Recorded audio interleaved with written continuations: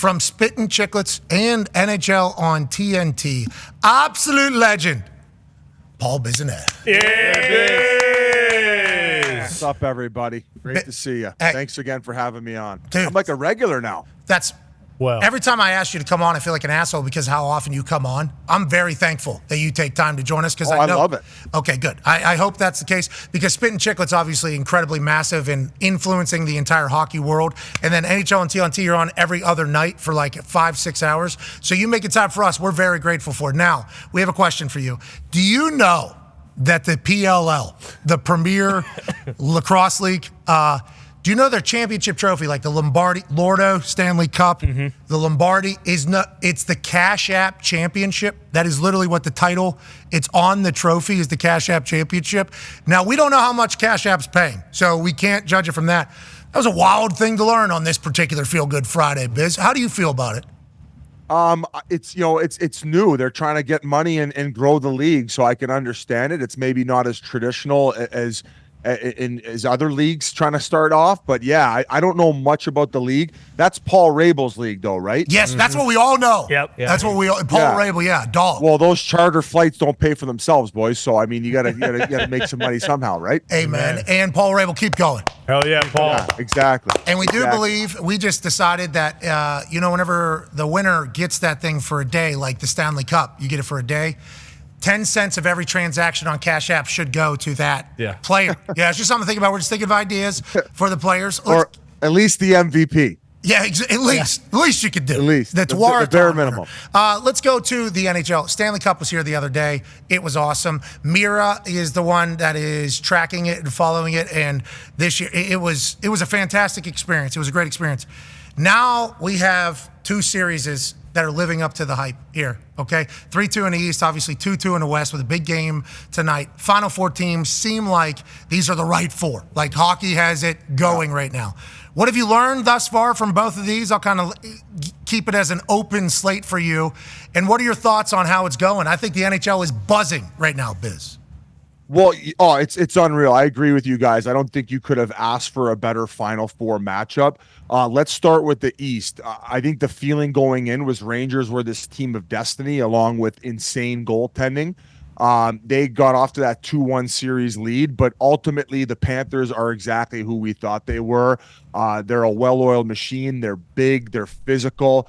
They don't have any weaknesses. Anytime maybe they want to take out a third or fourth liner, they have another guy who is a healthy scratch who they could put in who's going to make just as big, if not more of an impact with fresh legs. They have great goaltending as well, but they're firing on all cylinders. And when they want to dominate a game and when they're rolling, they just seem to take over. So right now, the better team is winning in Florida.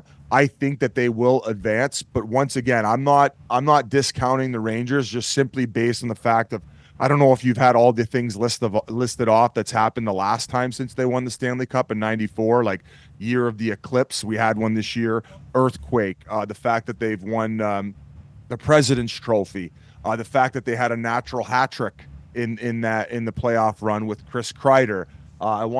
There's like 2 or 3 other ones that are just these crazy stats that added up where they won the cup in '94 and now it seems like it's their year this year. But I think the issue right now with the Rangers is it seems like Zibanejad, Panarin, I know Kreider scored last night, but those are 3 of their big guns that haven't been able to really get going this series. But that to me is more about Florida just imposing their will and maybe less about New York and what they've got going on. The Rangers are feeling a little deja vu, you're saying, OG fans. And Kreider had a shorthanded goal last night to start the entire thing. They have like 7 shorthanded goals. Everybody else left has 8 combined or something like that. So I guess they're buzzing whenever they're on their penalty kill, whatever the case is. But yeah, it was Kreider's first point in like forever. Mm-hmm. So obviously getting off the schneid's a good thing for him. 3-2 series, anything can still happen in the East. And then let's go to the West. How about it? Here we go. McDavid and the boys come back and flip the script of how this series has kind of gone, getting beat up on early and then going bananas for the rest of the game.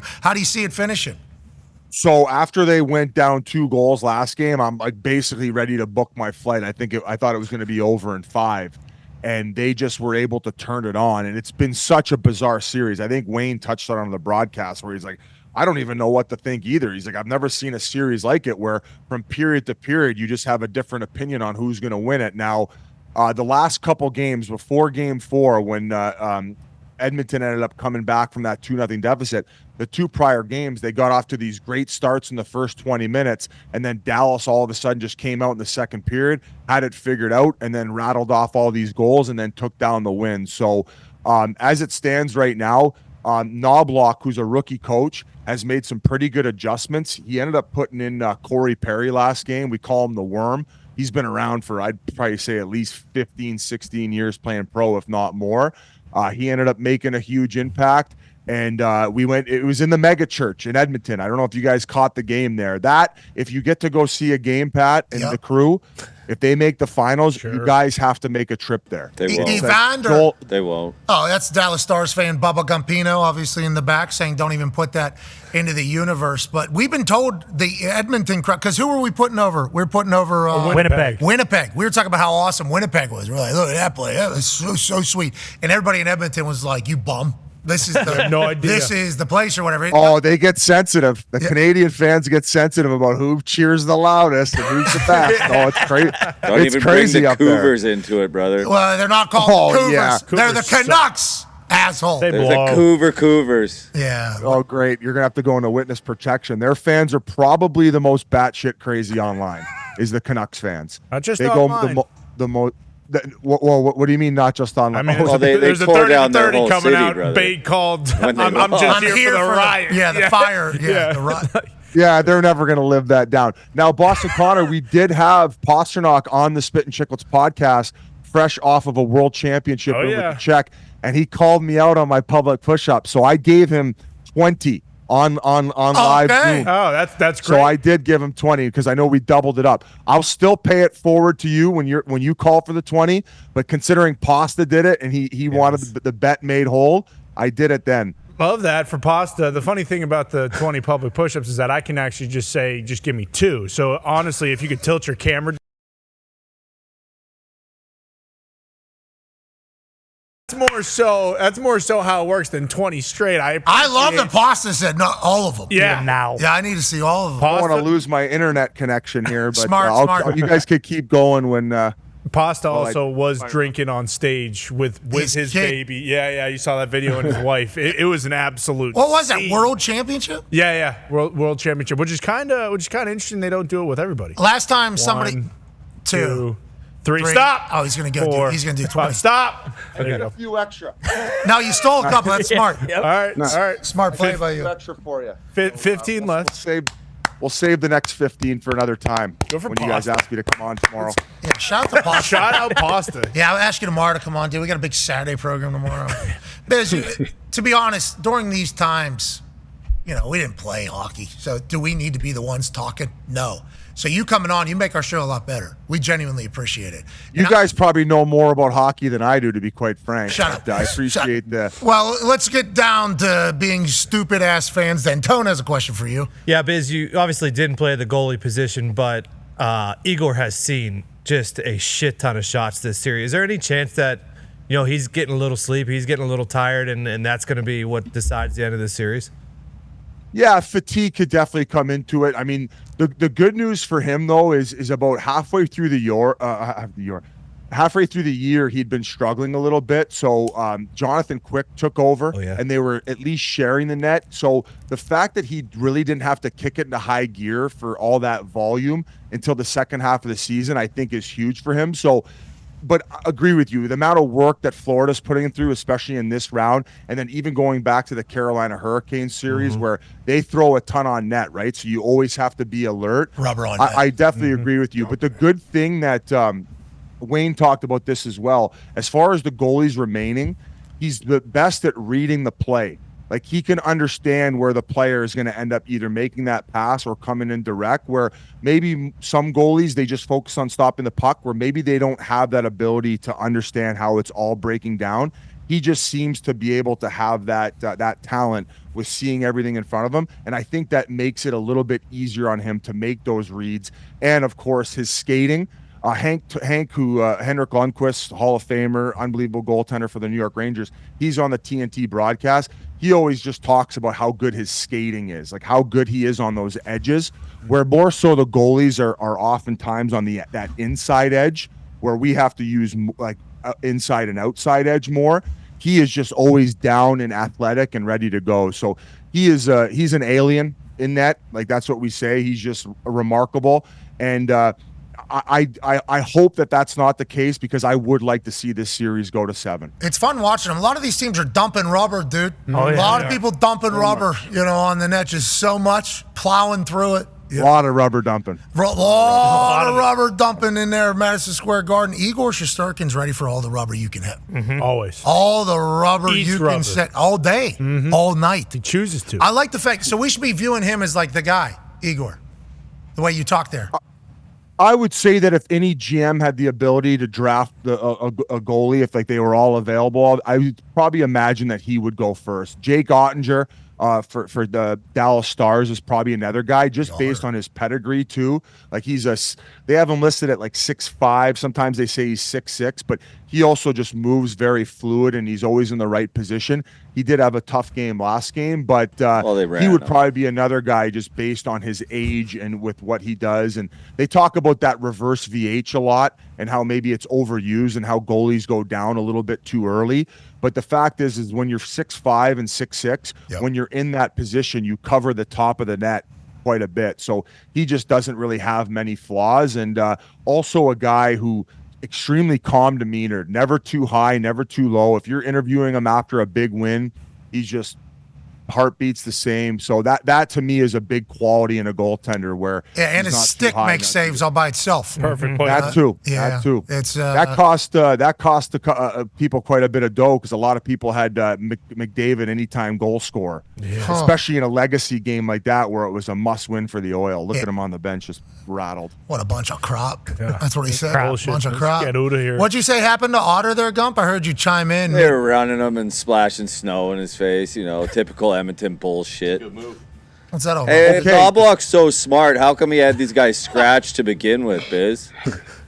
What? Oh God! So going back to the snowing, I didn't really see that. Like the one goal that they scored that Perry was involved in, where McLeod ended up scoring it. To me, it was more of Ryan Suter being a little bit out of position. And then he actually arm locks Darnell Nurse and throws him into Ottinger. And if you watch the replay, you could see it's actually Tanev's stick who pokes that puck loose. So it was a bit of a gong show as far as his own team there messing things up. So maybe some accountability might help. I don't know. No, it wasn't on the goal. It was the late. It was after that, Biz. Yeah. Jeez, was it later on? Yeah. Come on. Okay. Oh, well, hey, I didn't know. Hey, at least everybody loves Darnell Nurse again in Edmonton, right? They wanted that guy kicked out of the city 24 hours ago. Mason Rudolph had face turn in the city as well. That's going to happen in sports. They had the tiki torches out, no doubt. And his teammate, Connor Brown, defended him quite nice after the game. But going back to your question about why did they have him scratch originally, Corey Perry, the Worm, was one of those guys who was inserted. He's a little bit older, doesn't necessarily have those young legs. He's not a spring chicken anymore. But the fact that Knobloch, a great move by not just putting him in and on the fourth line where he had been, but putting him up with Draisaitl and bringing him more into the game early. That was one thing that Wayne touched on the broadcast, and it worked out big time. So I know that you're chirping him for not having those guys in originally, but I think for a rookie coach, there's been a lot of times he's made a drastic move in these playoffs, and it's actually paid off. And not just putting him in, but putting him in the right spot. So I gotta compliment him. But hey, listen, they're going back to Dallas. They got the glass banger. They got Tits McGee. I think that I personally have it 51-49 right now for the Oilers, just based on the mojo. No. And a very key potential loss was Tanev leaving that game in Game 4. Pete said he's ready, brother. Pete said he's going to be ready. They say he's very optimistic about him playing in Game 5, so that's huge. Rumor is that he might have a hairline fracture in his foot, but if they don't have Tanev, I don't think they can win this series. Okay. That's my opinion. Well, when Texas hockey wins tonight, make sure say how good they are. Just Okay, I love it. right. I love it. Let's you not guys forget. are chippy back Let's there. not forget. No, not you show guys. Texas hockey some love. They're a good squad. You should hear how he thinks about Edzo. I mean, man. Eddie Olczyk has Don't ended bring up it in. up. He thinks that Guy went from Vegas to Colorado to Edmonton. What did Texas hockey do to Edzo, Biz? Okay. I get the feeling that the Dallas fans are turning into Canadian fans. I am Canadian. Sensitive. Oh, no. They're like, you haven't shown us love all season long. It's like, what are you talking about? You've been one of the best teams all season long. I never said that. I just said this series. You're gassing up I know. Knobloch I never like said that. the guy's a goddamn genius. Come on. I'm speaking for all Texas hockey fans online. Why are you talking about our team more? It's like, we do. What else is to say? You're a wagon. You guys are built 4 lines. You have two first lines. That's how deep you are. You got these young rookies in Stankhoven, the stanky leg, do the stanky leg, do the. Then you got Wyatt Johnston, firing goals in left and right. living and in then you have Pop's house. Hey, the Wiley vets too. How about Jamie Benn and Tyler Seguin? I think going into last game, since the beginning of the second round, combined for like 19 points. The Texas hockey fans are ready to put these guys on waivers for buyout 2 years never ago. said that. I Way love to go, my Dallas. team. Come on, Jamie Bill. Benn's from Victoria, brother. I'll never turn my back. Well, anyways, That's true.